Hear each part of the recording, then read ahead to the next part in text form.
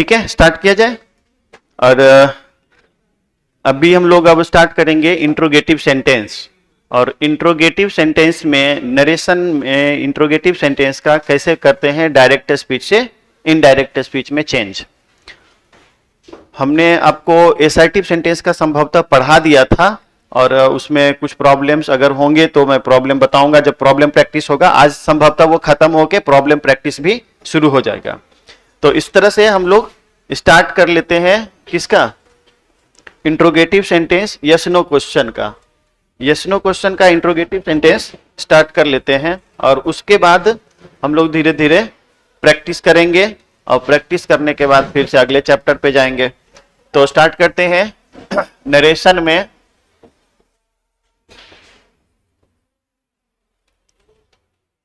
Narration में interrogative sentence.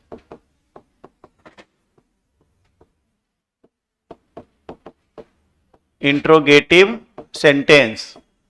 Interrogative sentence अगर reported speech में रहे तो उसे कैसे चेंज करते हैं ये देखना है हमें अभी आज। तो इंट्रोगेटिव सेंटेंस किसको कहते हैं, फॉर्मेलिटी है, मैंने एक दिन और बताया था, उस दिन भी शायद लास्ट डे में हमने बात की होगी, लेकिन फिर भी एक फॉर्मेलिटी है किसको हम लोग करते हैं। इंट्रोगेटिव सेंटेंस होता है एक ऐसा वाक्य जिससे प्रश्न पूछने का बोध होता है, प्रश्न पूछे जाने का बोध होता है, प्रश्न पूछने का बोध होता है, ये सब बातें थी उसमें। यानी इट इज एक sentence which is used to ask a question, यानी एक वाक्य होता है जिसका प्रयोग प्रश्न पूछने में किया जाता है। ठीक है, इस बात की चर्चा हुई थी। दो टाइप का होता है जो मैंने वॉइस में भी बताया था आपको, इसमें भी मैं बता रहा हूं, यस नो क्वेश्चन और WH क्वेश्चन। यानी कि सीधा सीधी हम समझ रहे हैं कि स्पेशल रूल में रिपोर्टेड स्पीच में, रिपोर्टेड स्पीच का मतलब क्या हो गया, यानी कि जो क्लाउज या जो सेंटेंस का पार्ट डायरेक्ट स्पीच का जो पार्ट इन्वर्टेड कोमा के अंदर रहता है, यानी इनसाइड द इन्वर्टेड कोमा, वो रिपोर्टेड स्पीच हो गया। अब रिपोर्टेड स्पीच में यस नो क्वेश्चन होगा तो कौन कौन सा चेंजेस करेंगे, रिपोर्टेड स्पीच में अगर WH क्वेश्चन रहेगा तो कौन कौन सा चेंजेस करेंगे, यही ना। तो मैं एक सेंटेंस लेता हूं और उस सेंटेंस को मैं बताते समय सारे रूल्स की चर्चा कर दूंगा, लिखाने की कोई बात अभी हो नहीं रही है, क्योंकि आपको भी समझ में आता है कि प्रैक्टिस ज्यादा आपको करना है और इसके लिए आपको सीखना चाहिए, लिखने से कुछ नहीं मिलेगा यहाँ पे खास तौर पे। तो इसीलिए अब हम लोग एक एग्जाम्पल लेते हैं। मान लेता हूं, मैं लिखता हूं Ramu said to me, Ramu said to me, कोई भी एक एग्जाम्पल लेते हैं। Do you play cricket. मैं एकदम इजी सेंटेंस लिया हूं ताकि आपका ध्यान रूल पर रहे ना कि सेंटेंस पे। तो मैं बहुत आसान सा सेंटेंस यहां पे लिया हूं और अब बनाता हूं और आपको बताता हूं कि कौन कौन से रूल हम फॉलो करते हैं। तो रामू है तो सब्जेक्ट तो एज यूजुअल लिख देंगे, said to not be told but asked. क्यों, क्योंकि जब हम सेड टू को बदलते हैं ना, सेड टू को जब भी बदलते हैं तो हमेशा हम रिपोर्टेड स्पीच को ध्यान करते हैं और रिपोर्टेड स्पीच दिस टाइप का सेंटेंस रहेगा, उसी के अनुसार यहां पर हम चेंज करते हैं, है ना। तो ये क्या है, यस नो क्वेश्चन है, यानी प्रश्न पूछे जाते हैं हमेशा, इसलिए यहां पे हम क्या कर देंगे, आस्क। और आस्क में आस्क करेंगे तो आस्क के बाद ईडी लगा देंगे। क्यों, क्योंकि ये पास्ट है तो ये भी पास्ट होगा, क्योंकि रूल नंबर 1 में ही हमने बताया था चेंज ऑफ टेंस में कि the tense of reporting verb is never changed, that's why said changes into asked. It is because of the reported speech consists yes no question, yes no question है इसलिए ask का प्रयोग करेंगे, और इधर past है तो इधर पास्ट कर देंगे, कोई दिक्कत नहीं, एकदम इजी वे में समझा रहा हूं मैं। और मी है तो मी कर देंगे और इसके बदला में अब हम इफ लगाएंगे। हालांकि मैं आपको बता दूं कि वेदर का भी प्रयोग करते हैं, WHETHER, वेदर, वेदर का भी प्रयोग करते हैं, इफ का भी प्रयोग करते हैं, लेकिन मॉडर्न इंग्लिश ग्रामर में या फिर आपके ऑप्शन में इफ का ही प्रयोग किया हुआ रहेगा, तो आप इफ का प्रयोग यहां करें। ठीक है, अब इस सेंटेंस को, ये जो सेंटेंस है हमारे पास है, यानी ये क्लाउज आप कह सकते हैं रिपोर्टेड स्पीच जो है, इसको हम एसर्टिव में बदल लेंगे। तो डू यू प्ले क्रिकेट का मतलब हो गया क्या तुम क्रिकेट खेलते हो, यानी इसको एसर्टिव में बदलेंगे तो क्या हो जाएगा, यू प्ले क्रिकेट, यू हट जाएगा, नहीं आप तो ये सब समझते होंगे टेंस में, तब यू, इसका मतलब यू इधर आ गया, यू प्ले क्रिकेट, तो यू सेकेंड पर्सन है, किसके अनुसार बदलेगा, ऑब्जेक्ट के अनुसार।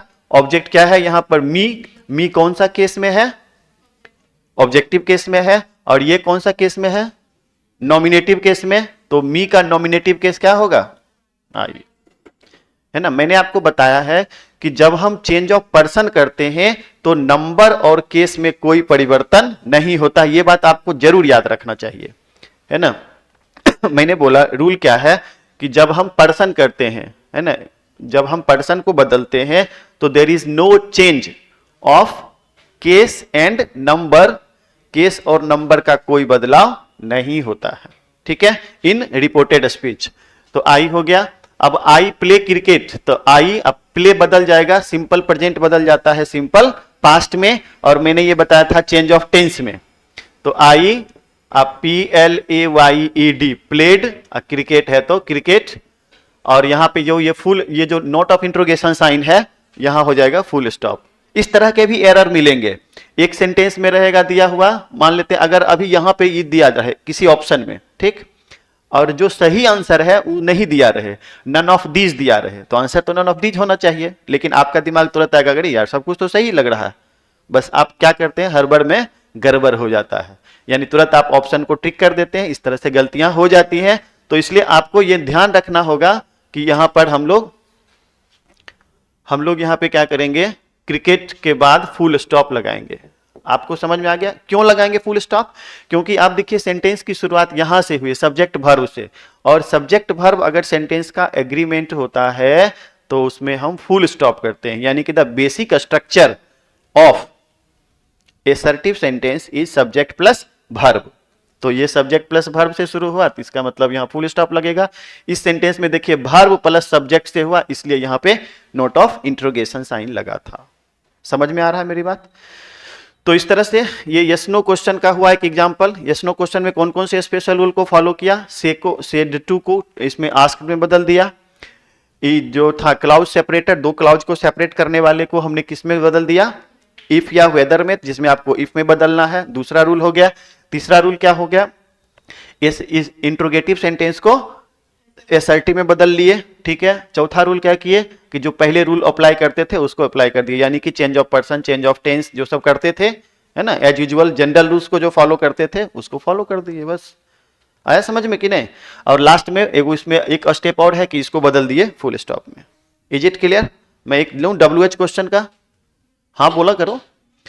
तो अब हम आते हैं एक WH क्वेश्चन पे। WH क्वेश्चन में भी कई टाइप के होंगे, उसमें से आपको एक बात हमेशा याद रखना पड़ेगा, गलतियां वही होती हैं, सब लोग सही ही बनाते हैं, लेकिन कुछ स्पेसिफिक टर्म्स हैं जहां पे लोग गलती कर देते हैं। अगर थोड़ा सा ध्यान दिया जाए तो वो सही हो जाएगा और पूछा वही जाता है। मैं आपको एक बार हिंट दूं, मैंने ये चीज आपको वॉइस में भी बताया था या टेंस में जरूर बताया होगा। हु, व्हाट और व्हिच, ठीक है, खास तौर पे ये तीनों, इन तीनों का प्रयोग या तो सब्जेक्ट के रूप में होगा या ऑब्जेक्ट के रूप में। समझ में आया मेरी बात। केवल इंट्रोगेटिव वर्ड नहीं है ये, बल्कि ये सब्जेक्ट अथवा ऑब्जेक्ट के रूप में प्रयुक्त होता है। तो आपको ये आइडेंटिफाई करना पड़ेगा कि ये सब्जेक्ट है कि ऑब्जेक्ट है, पहली बात। और दूसरी बात, हुज का प्रयोग भी सब्जेक्ट और ऑब्जेक्ट के रूप में होता है, और हुम का प्रयोग सिर्फ ऑब्जेक्ट के रूप में होता है, ठीक है। इस सब की चर्चा हमने नरेशन कहते हैं टेंस में या वॉइस में जरूर किया होगा, हमने एग्जाम्पल भी दिया होगा,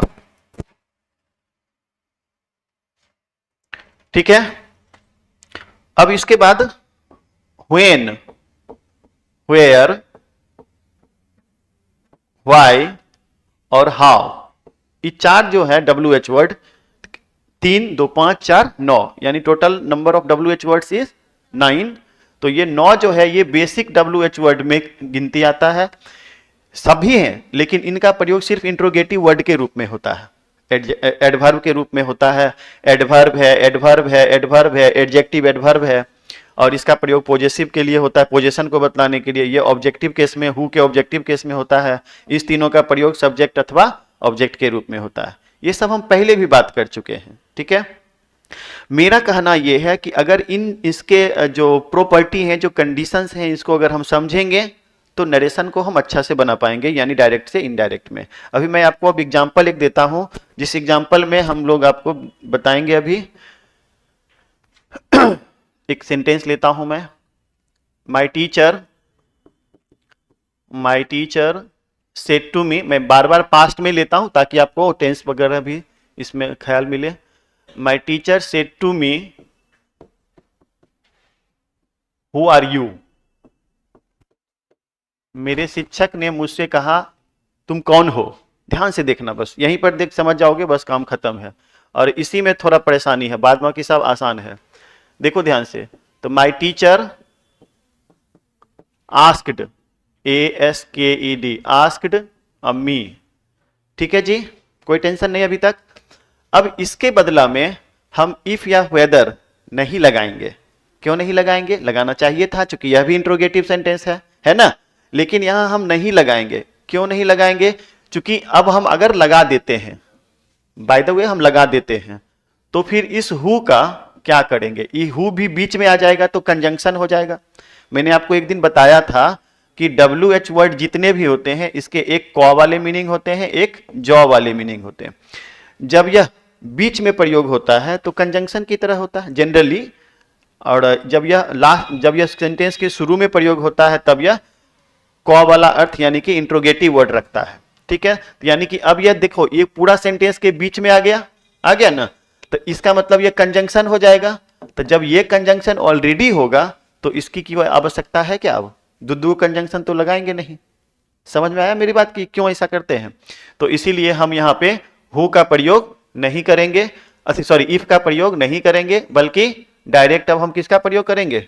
हु का, यानी हु हमारा कंजंक्शन हो गया। अब आपको यहीं पे समझना है, सब लोग थोड़ा ध्यान दीजिएगा। हु आर यू में हु सब्जेक्ट है कि ऑब्जेक्ट है? ऑब्वियसली ऑब्जेक्ट है। क्यों कैसे पता कर लिया ऑब्जेक्ट है?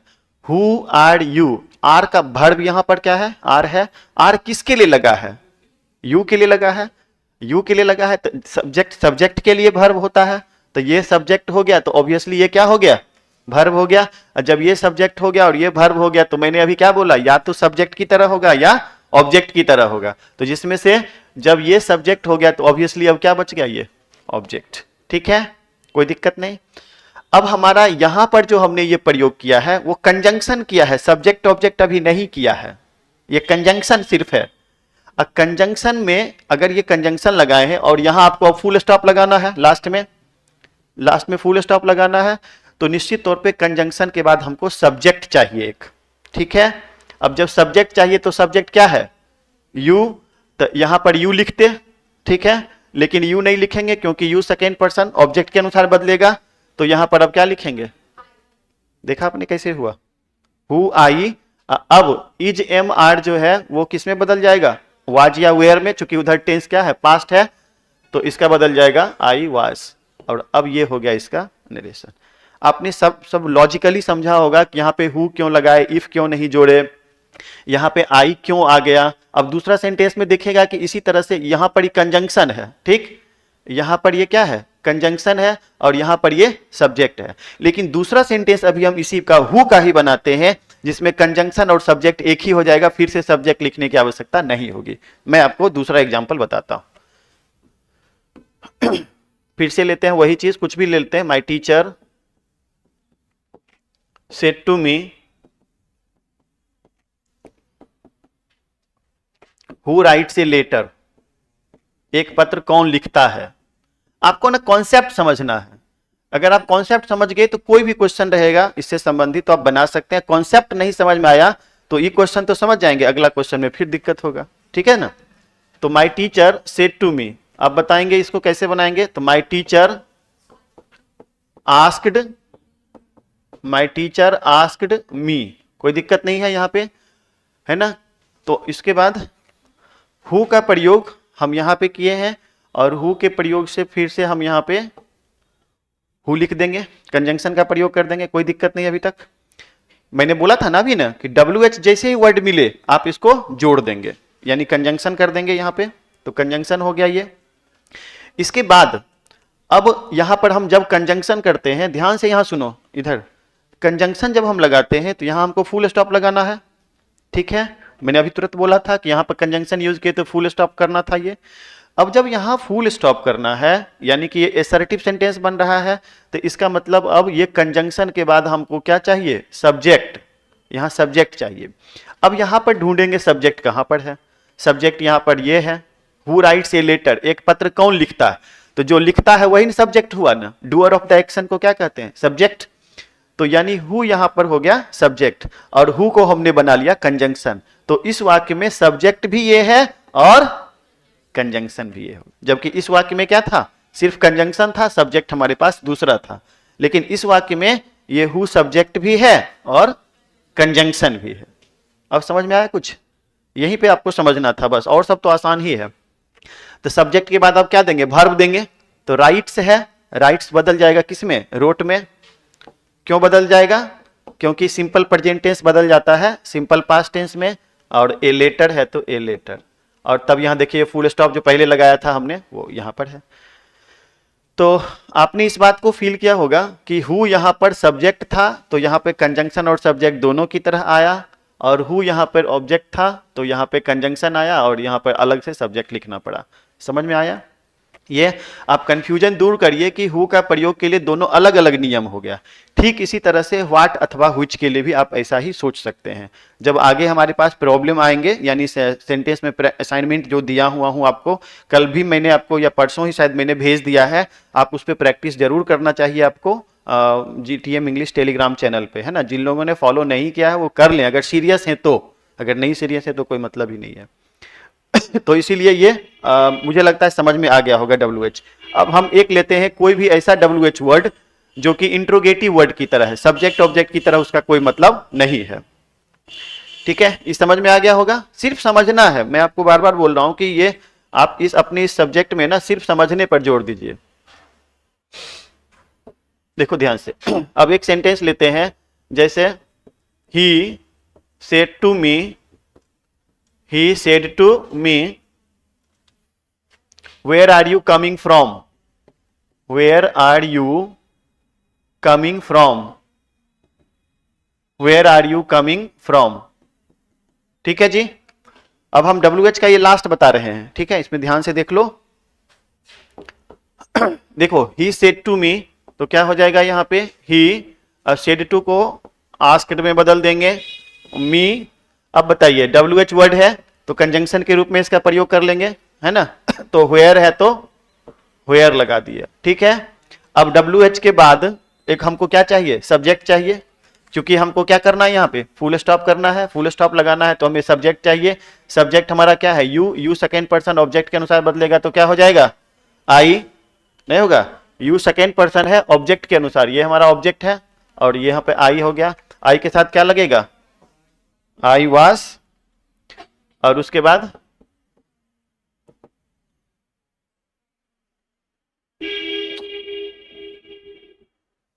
अरे यार कमिंग, और उसके बाद क्या लग जाएगा, फ्रॉम, फुल स्टॉप। कोई दिक्कत नहीं ना किसी को, बढ़ूं अब आगे से इसे इंट्रोगेटिव सेंटेंस से। इंट्रोगेटिव सेंटेंस से बढ़े आप, दो तीन प्रॉब्लम, दो तीन टाइप का मैंने बताया, सब्जेक्ट की तरह, ऑब्जेक्ट की तरह, इंट्रोगेटिव वर्ड की तरह। अब प्रैक्टिस में आएगा तो और भी हम लोग बातें करेंगे, ठीक है। क्या किसी को कुछ कोई क्वेश्चन क्वेरी नहीं ना। चलिए तो अब हम आगे बढ़ जाते हैं, और इसी क्रम में आगे बढ़ते समय अब हम लोग देखेंगे इंपेरेटिव सेंटेंस, ठीक है। आज खत्म करना हमारा मजबूरी है, खत्म जल्दी करेंगे इसको। तो इंपेरेटिव सेंटेंस क्या होता है, इंपेरेटिव सेंटेंस का नरेशन कैसे बनाते हैं। तीसरा होगा imperative. What do you mean by imperative sentence. Imperative sentence कहते किसको है, बोलिए। यानी कि जिससे ऑर्डर, एक ऐसा वाक्य, मैंने सेंटेंस चैप्टर पढ़ाया था तो आपको बताया भी था उस समय कि हर चैप्टर में काम देगा ये, इसलिए तो मैंने उसे बेसिक चैप्टर में पढ़ाया था। आपको याद रखना चाहिए कि ऑर्डर, कमांड, है ना, रिक्वेस्ट, एडवाइस, सब, रिक्वेस्ट, एडवाइस,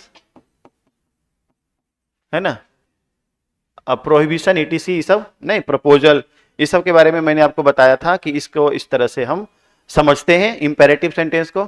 अब इंपेरेटिव सेंटेंस किसको कहते हैं ये समझ लिया। अब इंपेरेटिव सेंटेंस का स्पेशल रूल क्या है, to change from direct speech to indirect speech and vice versa. आप डायरेक्ट से इनडायरेक्ट एंड इनडायरेक्ट से डायरेक्ट, देखिए डायरेक्ट से इनडायरेक्ट बनाने के रूल होते हैं, लेकिन इनडायरेक्ट से direct according to your option, है ना, according to the perception, according to the rules of narration you have to choose. समझ गए ना, जो एक आपका परसेप्शन बना नरेशन से संबंधित, उस रूल के अकॉर्डिंग आपको चूज करना पड़ेगा जब इनडायरेक्ट से डायरेक्ट बनाना रहेगा।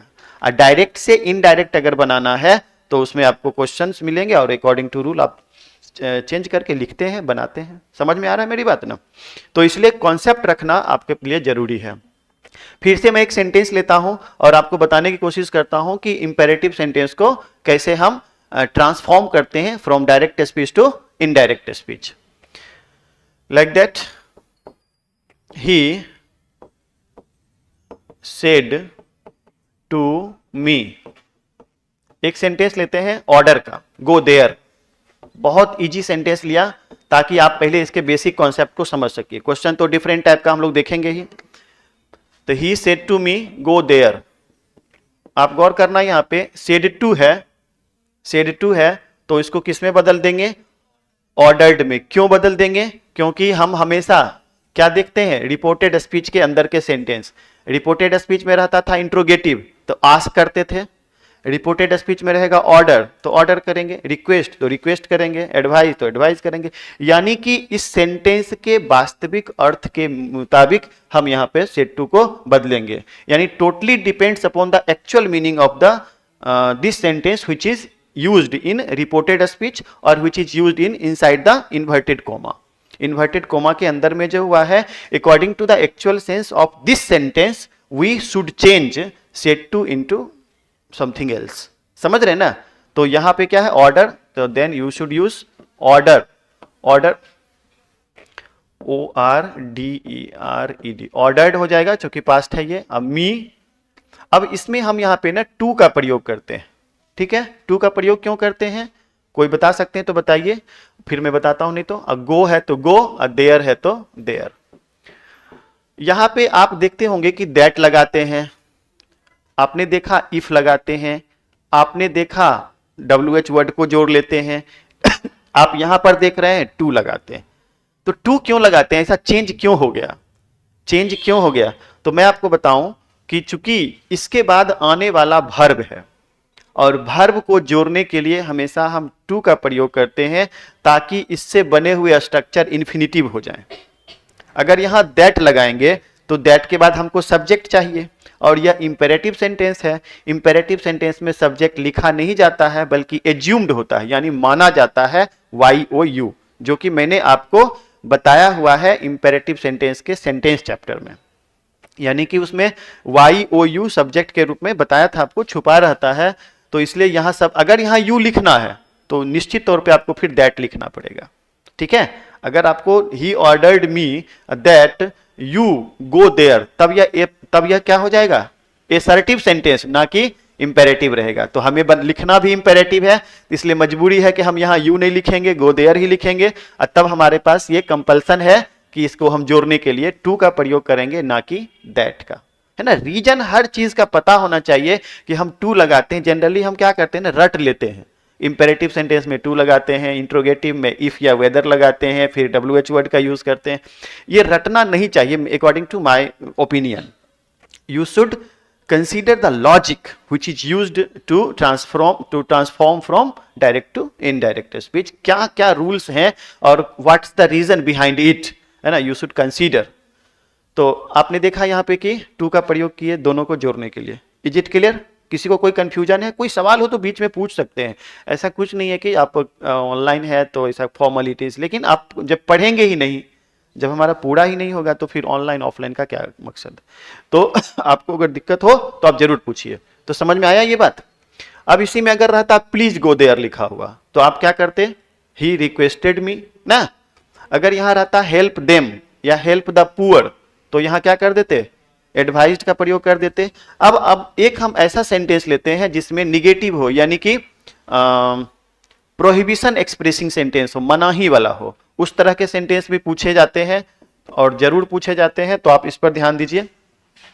जैसे ही सेड टू मी, मैं बार बार ना आपको he said to me, he said to me, Ramu said to me, इस तरह का मैं ज्यादातर एग्जाम्पल लेता हूं, सिर्फ इसलिए कि आपका फोकस इस टॉपिक पे रहे, ना कि अगर यहां पर अगर हम उस टाइप का कोई वर्ड दे दें तो ध्यान आपका इधर चला जाता है। इधर ध्यान नहीं जाना है, ध्यान कहां जाना है, रूल्स पर। तो और ही सेड टू मी, अभी मैंने क्या बोला था, एक लेता हूं निगेटिव सेंटेंस का, यानी कि प्रोहिबिशन एक्सप्रेसिंग सेंटेंस का। तो थोड़ा हम गैप ले लेते हैं, और ही सेड टू मी, और यहां पे अब हम ले देते हैं don't go there, don't go there. ठीक है, सिर्फ अंतर इतना ही है कि ये यहां पर निगेटिव सेंटेंस है, यानी मना करना है। यहां पे डोंट गो देयर, वहां मत जाओ। अब इससे पहले बनाए थे गो देयर के लिए, तो यहां पर ठीक था, सब कुछ सही था।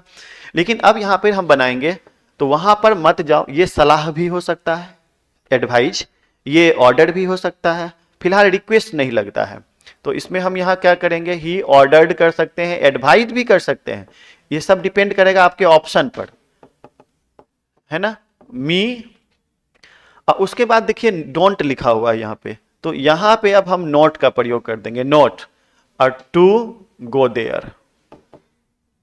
ठीक है, अब आपके मन में लगता होगा कि सर यहां जब ये सेंटेंस निगेटिव हुआ तो यहीं पर क्यों नहीं लगा देते हैं, ही डिड नॉट ऑर्डर मी, है ना, आपके दिमाग में आएगा। लेकिन ये गलत हो जाएगा। क्यों गलत हो जाएगा, इसमें दो बातें हैं, कि उसने मुझे कहा या उसने मुझे आदेश दिया कि वहां मत जाओ, लेकिन अगर यहां पर हम नोट लगा देते हैं इस पहले सेक्शन में, तब क्या हो जाएगा कि उसने मुझे आदेश ही नहीं दिया, समझ में, जबकि क्या है, आदेश दिया कि वहां मत जाओ।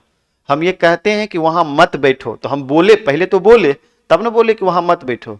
अगर हम बोलेंगे कि मैंने बोला ही नहीं वहां बैठने के लिए, तो बोला नहीं, जबकि बोला है मैंने कि वहां मत बैठो। तो ठीक उसी तरह से सेंटेंस के दूसरे सेक्शन में हम नोट का प्रयोग करेंगे, ना कि पहले सेक्शन में। तो अब यह कहिए कि सर टू नोट क्यों नहीं लगाते हैं, क्योंकि आपको पता होना चाहिए कि गो वर्ब है, और वर्ब के पहले हम टू लगा के उसे इन्फिनिटिव बनाते हैं, जिसका कि जिक्र अभी हमने इससे पिछले सेंटेंस में भी किया था। मैं हमेशा इसी चीज पर ध्यान देता हूं कि आप लॉजिकली समझें, और लॉजिकली जब एक बार समझ जाएंगे तो फिर आपके लिए वो आसान हो जाता है। ठीक है,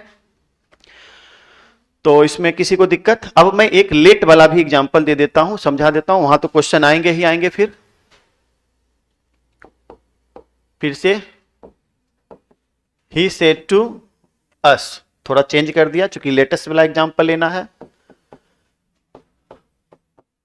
लेटस कंप्लीट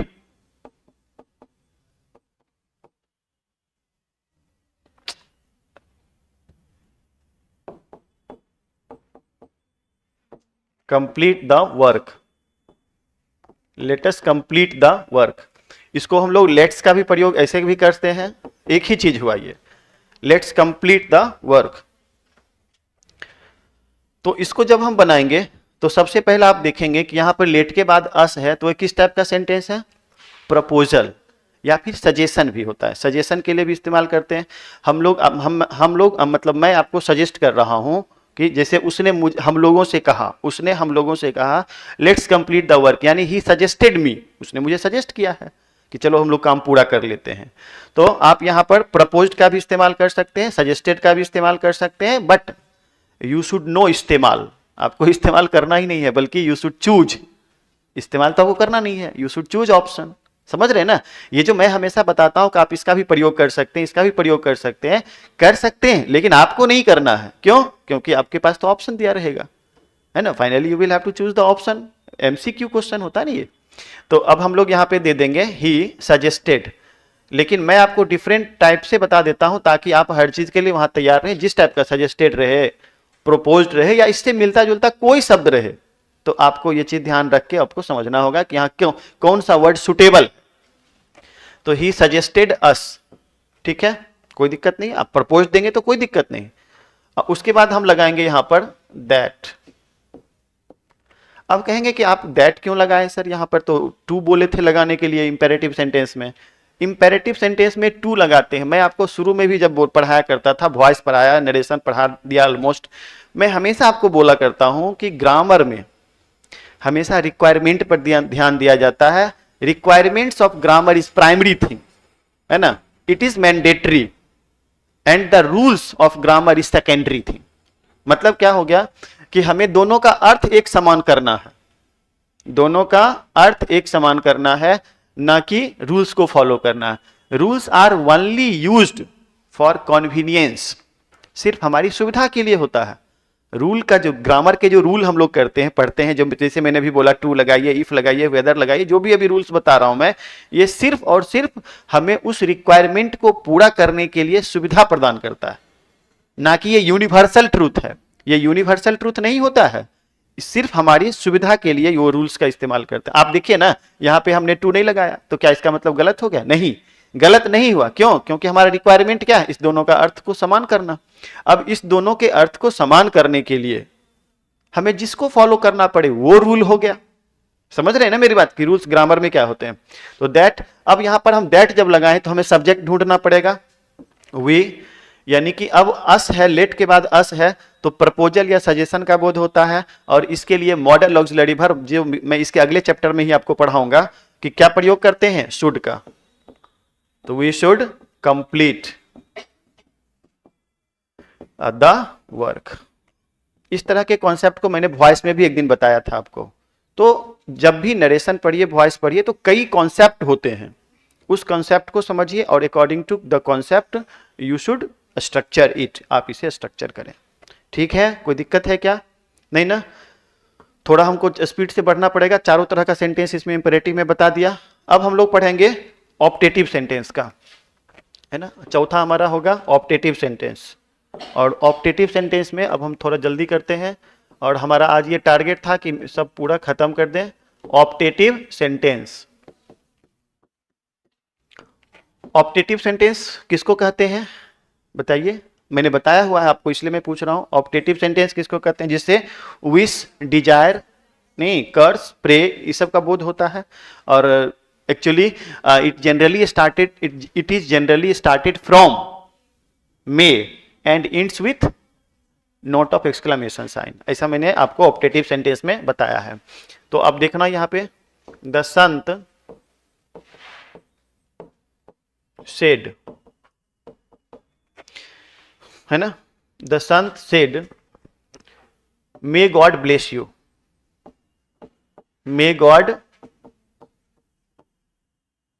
ब्लेस यू, इस तरह के सेंटेंस हैं। अब इसमें जो जो चेंजेज करते हैं वो मैं वर्बली आपको बताते चलता हूं, और इसको स्ट्रक्चर करते चलेंगे डायरेक्ट से इनडायरेक्ट में। देखो ध्यान से, द संत, तो द संत, है ना। अब देखो, संत ने कहा, जनरली इसमें ना हम विश और प्रे के बाद ऑब्जेक्ट का प्रयोग नहीं करते, लेकिन आपको ऐसा करना नहीं है, आपको तो ऑप्शन दिया हुआ रहेगा, है ना। अब ऑप्शन में दिया हुआ है तो उस समय आपको ये डिसाइड करना पड़ता है कि कौन सा सेंटेंस, कौन सा ऑप्शन आपके लिए ज्यादा उचित है। ये दिक्कत है इसमें, यानी कि आप में ये डिसीजन मेकिंग पावर होना चाहिए कि which option is more correct than others, यानी दूसरे ऑप्शन की अपेक्षा कौन सा ऑप्शन ज्यादा उचित है। इसके लिए आपको स्किल चाहिए, ग्रामेटिकल स्किल चाहिए, जो हम जैसे टीचर आपको प्रोवाइड करते हैं, किताबों से आपको मिलते हैं। तो इस तरह से आप ये कॉन्सेप्ट खाली रखिए कि विश और प्रे के बाद हम ऑब्जेक्ट जनरली नहीं लगाते, लेकिन बहुत सारे ऐसे ग्रामेटिकल सिचुएशन होते हैं जहां पर कि हम लगाते हैं। तो totally depends upon the grammatical situation, है ना, इट्स नॉट अ रूल। मैं बहुत सारे किताबों में आपको देखेंगे कि करते हैं, लेकिन totally depends upon that grammatical situation, है ना। Because you are pursuing intermediate examination, that's why we should not follow wish or pray after that subject we should not use pray or wish का प्रयोग ना करें if the object of that reporting verb is available। अगर object रहे available तो हम यहाँ पे ऑब्जेक्ट का प्रयोग ना करें, ये इंटरमीडिएट के एग्जामिनेशन के अकॉर्डिंग। लेकिन जब कंपटीशन के एग्जामिनेशन में आप देखेंगे तो बहुत सारे क्वेश्चन आपको मिलेंगे जहां पर कि हम करते हैं। तो सिर्फ किताबों में देख करके उसके बाद ना करें, तो ऐसा परसेप्शन नहीं बनाइए कि एकदम नहीं लगाते। ठीक है? आगे हम बढ़ते हैं, अब हम इसका बनाते हैं। तो क्या हो जाएगा, ये मे गॉड ब्लेस यू, भगवान आपको उन्नति दे, भगवान आपको आशीर्वाद दे, बढ़ाए। तो ये क्या है, संत एक प्रार्थना कर रहा है, ठीक है। तो क्या यहां लगाएंगे, समझ रहे हैं। अगर आप यहां प्रेड ना देके विश्ड दे दे, वो संत अपनी इच्छा भी व्यक्त कर रहा है कि भगवान आपको उन्नति दे, ठीक है, तो ये दे सकते हैं, ऐसा नहीं कि यही केवल प्रेड ही देंगे। और उसके बाद क्या लगाएंगे, दैट। दैट क्यों लगाएंगे, क्योंकि इसके बाद हमको सब्जेक्ट मिल गया, यहां सब्जेक्ट क्या है, गॉड। उसके बाद ये मे है, आपको इसको ना, इस ऑप्टेटिव सेंटेंस को एसर्टिव में बदलना है। तो दैट के बाद मे नहीं लगाएंगे, दैट के बाद क्या होता है, सब्जेक्ट। सब्जेक्ट, तो सब्जेक्ट लगाएंगे। अब मे को बदल देंगे माइट में, अब फिर इसके बाद क्या लगाएंगे, ब्लेस। अब ब्लेस के बाद यू सेकेंड पर्सन है, किसके अनुसार बदलेगा, अब सब यहां पर है नहीं, तो नहीं है तो जनरली आप मानते हैं ये 3 है तो यहां 1 मान लेंगे, 1 है तो 3 मान लेंगे। इसे 3 भी मान सकते हैं, लेकिन सब डिपेंड करता है आपके ऑप्शन पे कि क्या मान के बनाया हुआ है यहां पर। तो हम मान लेते हैं ये थर्ड पर्सन है तो 1 मान लेते हैं, यानी मी। तो मी के लिए यहां पर हम क्या कर देंगे, सेकेंड पर्सन ऑब्जेक्ट के अनुसार, तो मी हो जाएगा, है ना। अगर आपको यहां पर मी ना दे के हर दिया हुआ रहे, हिम दिया हुआ रहे, अस दिया हुआ रहे, तो आप उसको सही करेंगे, ठीक है ना, कि चूंकि यहां दिया हुआ नहीं है तो माना जा सकता है according to the sense of the sentence, ठीक है, कोई दिक्कत नहीं ना। अब एक चीज और ध्यान दो यहां पर कि अगर मे नहीं रहता दिया हुआ, केवल गॉड ब्लेस यू दिया रहता, तो भी आपको मे मानना है, मे समझना है, और उसके उस समझ के आधार पे आपको यहां पर माइट देना है। क्यों, क्योंकि सब्जेक्ट के बाद तो वर्ब चाहिए ना, जब यहां सब्जेक्ट हो गया तो वर्ब चाहिए, और यहां पर अगर हम नहीं भी देते हैं तो सेंटेंस सही होता है। गॉड ब्लेस यू कहिए चाहे मे गॉड ब्लेस यू कहिए, बोथ हैव सिमिलर मीनिंग, दोनों का अर्थ एक समान होता है। इज इट क्लियर, हाँ तो बोलिए, हाँ।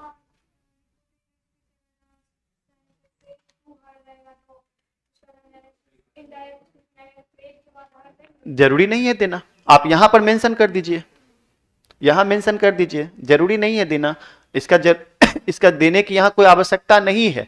मैं बार बार बोल रहा हूं कि यहां देने की आवश्यकता नहीं है, ये आपकी किताबों में भी लिखा रहता है, लेकिन अगर आपके ऑप्शन में है दिया हुआ तो आप उसको चूज करेंगे। ये है यहां पे कि दिया हुआ नहीं रहेगा, ऑप्शन में भी नहीं दिया हुआ रहेगा, लेकिन totally depends upon your given option. देखिए इसमें ना क्या होता है कि एक परसेप्शन दिया जाता है, साइंस नहीं है, साइंस में प्रूफ दिया जाता है। अगर हम कहें कि ये कलम है तो हमें दिखाना पड़ेगा कि कलम की तरह इसका प्रयोग होता है, लेकिन इसमें नहीं, इसमें एक परसेप्शन देना होता है और उस परसेप्शन के अकॉर्डिंग आपको चलना होता है, बढ़ना होता है। समझ में आ रहा है मेरी बात। तो और कोई सवाल, तो अब हम लोग आगे बढ़ जाएं एक्सक्लामेटरी सेंटेंस में, चूंकि हमारे पास अब टाइम भी नहीं के बराबर है। एक्सक्लामेटरी सेंटेंस, मुझे लगता है ये तीसरा चौथा क्लास हो गया, तो थोड़ा सा स्पीड में अब हमें बढ़ना पड़ेगा। एक्सक्लामेटरी सेंटेंस किसको कहते हैं, एक्सक्लामेटरी, एक्सक्लामेटरी सेंटेंस,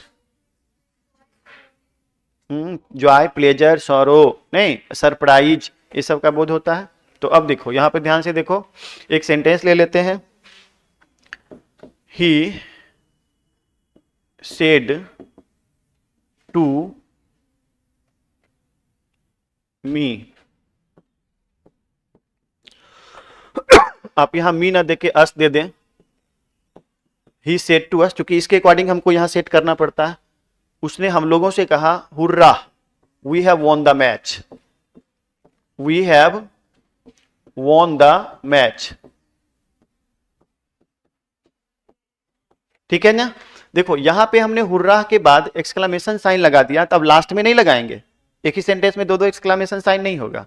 तो अब जब हम इसको बनाएंगे तो क्या बनाएंगे, ही सेड टू को कर देंगे एक्सक्लेम विथ में, EXCLAIMED, एक्सक्लेम्ड विथ, क्या है ये, जॉय, ठीक है, ही एक्सक्लेम्ड विथ जॉय। अब यहां पर ना हम अस का प्रयोग ना भी करें तो कोई फर्क सेंटेंस में नहीं पड़ता है। अगर अस लगाना चाहते हैं तो लगा दीजिए, और नहीं लगाना चाहते हैं तो नहीं लगाइए। आप फिर यहां पर इसको आप घेर के भी रख सकते हैं, बहुत जगह आप देखते हैं किताबों में घेर के लिखा रहता है। दैट, वी क्या है, फर्स्ट पर्सन है, किसके अनुसार बदलेगा, सब्जेक्ट के अनुसार, सब्जेक्ट के अनुसार बदलेगा। तो सब्जेक्ट क्या है यहां पर, ही, तो क्या ही होगा, नहीं होगा, क्यों नहीं होगा? क्योंकि ये है third person first person plural number. तो हमने आपको बताया था कि जब हम इसका चेंज ऑफ पर्सन करते हैं तो नंबर और केस में कोई बदलाव नहीं करते हैं। तो इसका मतलब यहां पे क्या हो जाएगा? दे। ठीक है, इधर टी इधर ई लगा दिया, हो गया, वाई लगा दिया। तो दे हैव को किस में बदल देंगे? हैड में। और वॉन है तो वॉन द मैच। कोई तकलीफ किसी को इसमें? मैं बार बार बोल रहा हूं, इस पर आप जरूर फोकस करिए कि यहां पे अस का प्रयोग ना करेंगे तो कोई फर्क नहीं पड़ता है। ठीक है, सेंटेंस का वास्तविक अर्थ निकलना चाहिए बस। तो इसलिए he exclaimed with Joy that they had von the match. इसका ये आंसर हो गया। एक सेंटेंस और ले लेते हैं, बस इसको खत्म करेंगे। और उसके बाद जैसे शी सेड टू मी, अब एक व्हाट या हाउ से सेंटेंस शुरू होने वाले को ले लेते हैं, है ना। हाउ वेल शी सिंग्स, कितना अच्छा गाती है वह। ठीक है, हाउ वेल शी सिंग्स। अब इस सेंटेंस को जब हम बनाएंगे तो यहां पे क्या करेंगे? अब हम क्या चीज है? हाउ वेल शी सिंग्स, कितना अच्छा गाती है वह, यानी सरप्राइज, है ना। तो she exclaimed with surprise. She exclaimed with surprise. अब फिर से वही बात करेंगे, हम यहाँ पे मी का प्रयोग ना करें तो ज्यादा अच्छा रहेगा, इसमें हम नहीं लगाते हैं। That how well she sings, अब दैट के बाद सब्जेक्ट ढूंढेंगे, सी है third person no change, third person no change, she लगा देंगे। और उसके बाद क्या है? इसको बदलना है एसर्टिव में। मैं आपको ट्रांसफॉर्मेशन चैप्टर में बताऊंगा कि क्या ट्रिक है इसका बदलने का, लेकिन अभी आपको सिर्फ बता देते हैं। हाउ वेल शी सिंग्स का एसर्टिव होगा she sings very well, she sings very well. तो सी सेंग बदल जाएगा, टेंस बदलेगा ना, सिंग सेंग में, वेरी वेल। आया समझ में? She sang very well. तो she exclaimed with surprise that she sang very well. अब totally depends upon your sentence, है ना, which is mentioned in reported speech और इनसाइड द इन्वर्टेड कॉमा। ठीक है, कोई दिक्कत है किसी को? अब ये चैप्टर मैं खत्म कर दिया हूं, लेकिन क्वेश्चन आंसर अभी भी इसका बचा हुआ है, काफी टाइम लग रहा है, लेकिन कल कोशिश करेंगे कि सारे क्वेश्चन जो मैं आपको भेजा हुआ हूं आप पूछेंगे तो मैं आपको बताऊंगा। अदरवाइज अगर आप नहीं पूछेंगे, नहीं बना के लाते हैं अगर, तो मैं ऑलमोस्ट सबको डिटेल्स कर दूंगा। और आपसे रिक्वेस्ट है कि आप जरूर उसको बना के लाइए, क्योंकि जब तक आप गौर करते होंगे कि इसमें कुछ लिखना नहीं होता, आप कुछ नहीं लिखते हैं, लेकिन फिर भी हम लोग जल्दी जल्दी करने, अगर आप लिखते तो बताइए कितना टाइम लगता, तब हो पाता क्या? दो सब्जेक्ट पढ़ना, इंग्लिश है, फिर लास्ट में हिंदी का भी रिवीजन है। तो इसीलिए जितना जल्दी हो सके उतना जल्दी करिए। आप लोगों को समझ में आता है इस विधि से कि अभी भी बताइए? अगर लिखाने की बात करेंगे तो मैं लिखाऊंगा, लेकिन मुझे लगता नहीं है। आप क्या कहना, आपका क्या फीडबैक है? लिखाना चाहिए, कुछ लिखाना चाहिए? आप बताइए, आप पीछे बताइए। नहीं, ठीक है, मुझे लगता है ये ठीक है। ठीक है, तो मैं इसको ओवर करूं। Thank you so much.